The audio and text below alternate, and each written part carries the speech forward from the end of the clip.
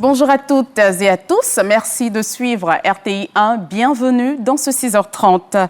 L'État de Côte d'Ivoire va prendre en charge pendant 4 mois, à travers la couverture maladie universelle, les assurés du secteur informel. Annoncé le 1er mai dernier par le Premier ministre, cette prise en charge va concerner 13 millions de personnes, selon le ministre de la Santé, qui a apporté des précisions lundi dernier. Et sur la même période, les bénéficiaires de la CMU dans les centres de santé ruraux n'auront pas à payer de tickets modérateurs. 100% des frais CMU seront à la charge de l'État. Le compte-rendu de Didier Nguessan. Gratuité des soins dans tous les centres de santé ruraux pour les assurés CMU jusqu'au 31 août 2025. Sur la même période, toutes les personnes du secteur informel sans condition de cotisation bénéficieront automatiquement des droits à la CMU. Ces bénéficiaires sont estimés à 13 millions de personnes, selon le ministre de la Santé, Pierre Demba. Ces deux mesures importantes rentrent dans le cadre du renforcement de l'accès aux soins de santé des populations, surtout en milieu rural, pour faire face au défi de la mise en œuvre de la couverture maladie universelle dans les établissements de premier contact et surtout favoriser que la population dans son ensemble s'oriente vers les soins de santé primaires qui couvrent 84% des besoins de santé dans notre pays. Une mesure sociale qui renforce le caractère solidaire de la CMU afin qu'elle profite au plus grand nombre.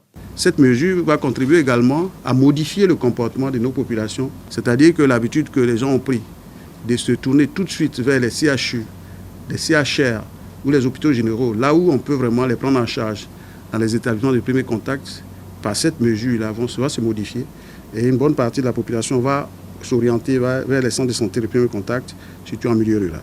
Du 1er mai au 31 août 2025, la prise en charge des assurés du secteur informel à raison de 1 000 francs CFA par bénéficiaire va coûter 13 milliards de francs CFA par mois aux contribuables, soit 52 milliards de francs CFA sur les 4 mois. Restons dans le domaine de la santé. Le 18 mai prochain à Genève, l'OMS élira son directeur régional pour l'Afrique. 4 candidats en lice venant de la Tanzanie, la Guinée, le Togo et la Côte d'Ivoire. Les ministres ivoiriens de la Santé et des Affaires étrangères étaient devant la presse pour présenter officiellement le candidat Dr Yao Michel, expert international en santé publique justifiant de 27 années d'expérience, dont 20 au sein de l'Organisation mondiale de la santé. Il devra convaincre 47 pays de la région sanitaire Afrique. Suivons les explications de Didier Nguessan.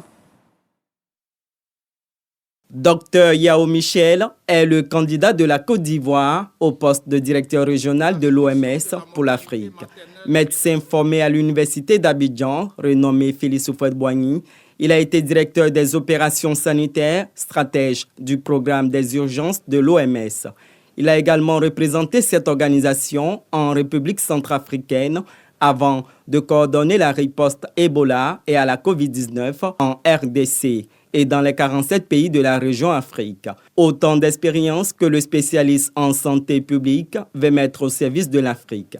Nous devons nous assurer que nous aidons le gouvernement à mieux comprendre les problèmes de santé publique, à agir tant sur la prévention que sur le curatif et à utiliser toutes les innovations qui apparaissent.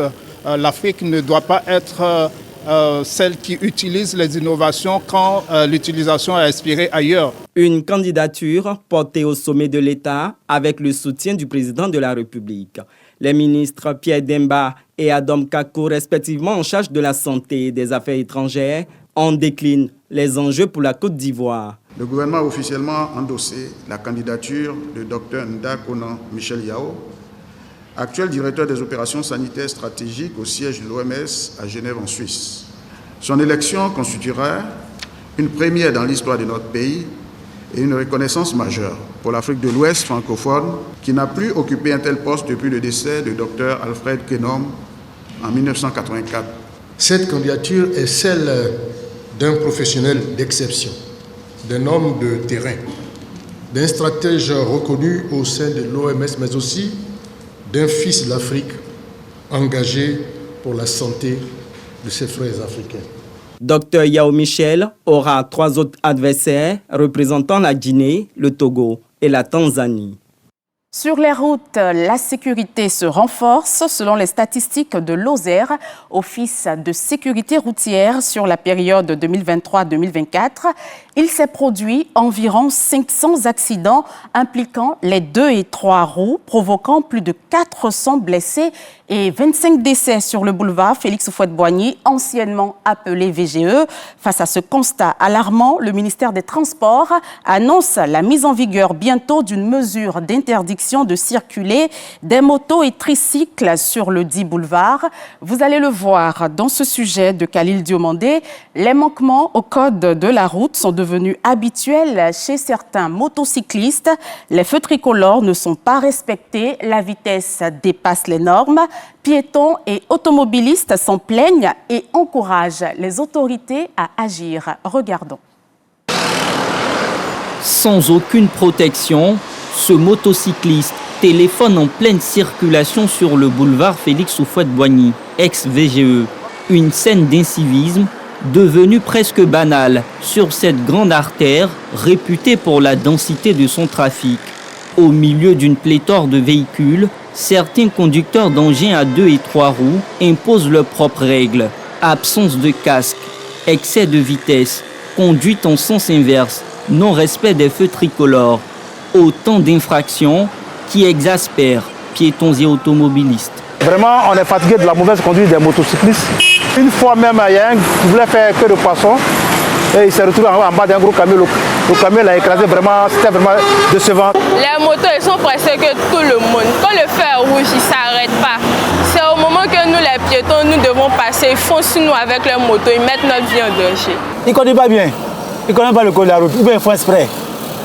Ils sont 2 à 3, ils se faufilent les voitures, ils cassent nos rétroviseurs et puis ils continuent notre chemin. L'indiscipline des motocyclistes entraîne parfois de lourdes conséquences. Entre 2023 et 2024, 25 usagers de 2 et 3 roues ont perdu la vie uniquement sur le boulevard Félix Houphouët-Boigny. Des chiffres alarmants qui poussent le ministère des Transports à prendre une mesure ferme. L'interdiction des motos sur les voies centrales du boulevard à compter du 15 mai 2025. Des panneaux d'interdiction ont déjà été installés par l'OSER, l'Office de sécurité routière. L'interdiction commence depuis le carrefour, le restaurant à Boussoin, très civil, et elle finit à Carrefour Ancien Koumassi. Cette mesure vise à les protéger et non les condamner ou les sanctionner. On va les sensibiliser en attendant que la mesure rentre en vigueur. On a implanté des panneaux qui vont leur dire que c'est interdit de passer ici, c'est autorisé de passer ici, avec les informations, vous pouvez tourner à droite ici, ainsi de suite. Il y aura un ensemble de signalisations pour mettre en pratique cette mesure qui a été prise. La décision vient à point nommé pour de nombreux usagers de la route. Interdire les motos sur cette grande voie-là, ce serait très très important. Je pense qu'à travers cette décision, l'État pourra réduire le nombre d'accidentés qu'on a l'habitude d'observer au niveau des motos sur ce boulevard. Pour moi, c'est une très bonne mesure, c'est pour eux-mêmes les propres biens. Voilà. Pour moi, je pense qu'au début, ils vont se fâcher, mais à la longue, ça va les arranger. Voilà. Mais du côté des principaux concernés, la pilule est difficile à avaler. C'est pas normal d'interdire toutes les motos sur le VGE à cause de cet cas de civisme. Pour ma part, la solution, c'est de sanctionner ceux qui ne respectent pas le code de la route, puisqu'il y a la vidéo-verbalisation. Moi, je suis dans la livraison. Si on m'interdit de passer sur la voie principale et je fais les grands tours, ça me fait perdre du temps. Ça va augmenter ma consommation en carburant. Leur préoccupation trouve un écho favorable auprès des autorités compétentes. L'utilisation provisoire des bretelles du boulevard est accordée.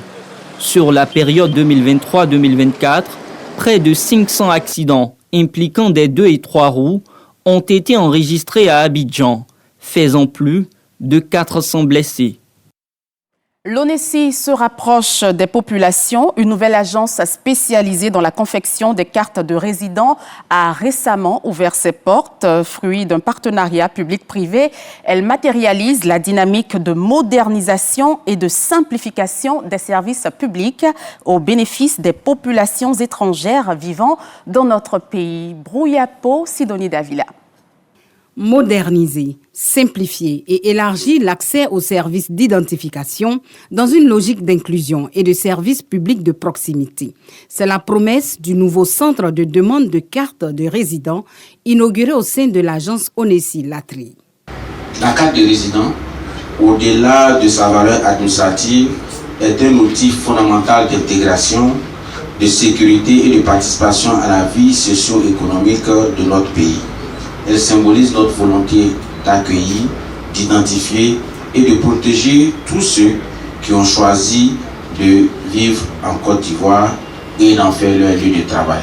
Le nouvel établissement propose une assistance complète dès le début du processus, depuis la phase initiale de la demande jusqu'au retrait de la carte. Tout est pensé pour améliorer l'expérience client par la réduction des délais et le traitement efficace et sécurisé des demandes.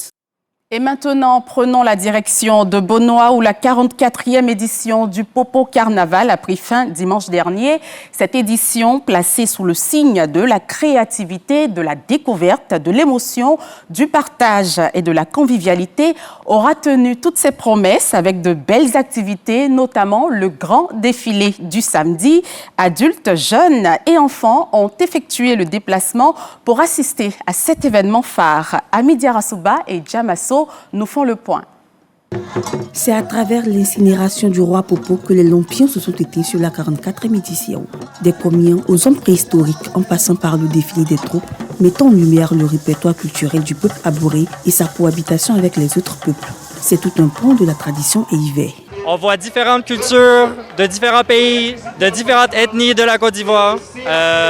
C'est très riche, c'est très divers. Le commissaire général s'est réjoui de la tenue des festivités avant de lancer un appel. Le Popo Carnaval est le plus vieux festival de Côte d'Ivoire. Malheureusement, le Popo Carnaval n'est pas inscrit au budget de l'État.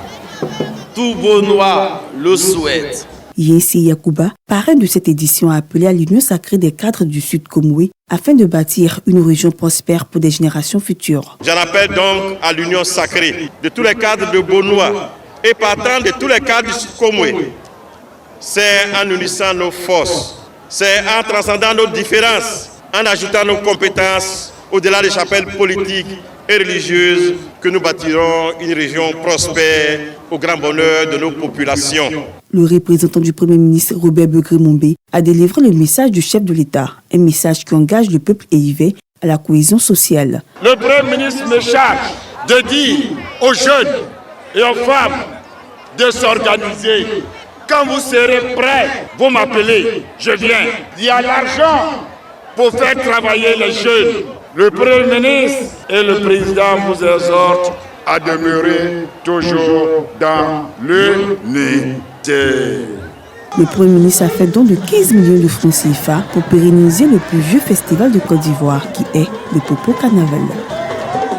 Vive la culture ivoirienne. Ce mercredi 7 mai est un jour spécial à Rome, au Vatican. Il marque l'ouverture du conclave pour élire le prochain pape. La rencontre sera présidée par le cardinal italien Pietro Parolin.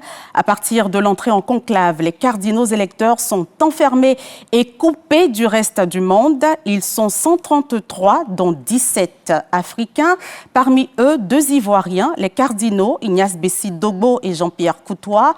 Seuls les cardinaux âgés de moins de 80 ans ont le droit de voter actuellement. Nous y reviendrons avec Grace Kando dans nos prochaines éditions. L'actualité, c'est aussi la rupture des relations diplomatiques entre le Soudan et les Émirats arabes unis, accusés d'armer les paramilitaires. Le Soudan a fait cette annonce après 3 jours de frappes de drones contre Port-Soudan, le siège provisoire du gouvernement. Ces frappes attribuées par l'armée régulière aux forces de soutien rapide, mais non revendiquées par ces paramilitaires, ont endommagé des infrastructures stratégiques du principal port du Soudan. l'aéroport, une base militaire, une station électrique et des dépôts de carburant ont été touchés selon des sources concordantes. Et c'est la fin de ce 6h30. Merci de l'avoir suivi. Vous aurez à partir de 7h Matin Bonheur avec Thierry Angeval. Bonne journée et n'oublions pas de rester prudents sur les routes.